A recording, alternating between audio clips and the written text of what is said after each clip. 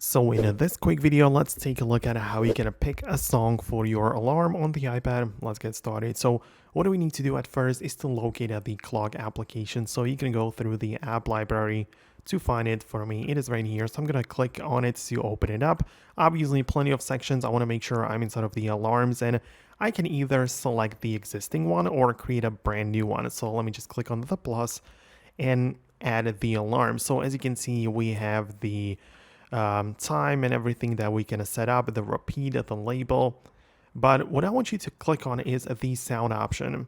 And obviously you have some built-in sounds which you are probably aware of, but if you go all the way to the top, you can either go to the tune store and purchase a dedicated ringtone, like a custom song, which you can use for this, but you might as well just pick a song from your Apple Music library.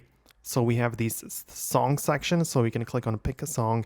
It's going to move you over. It's the exact like UI of the Apple Music, and you can choose whatever you have right here. So you can pick that, and it is relaxing music, whatever. And this is going to be the sound for my alarm.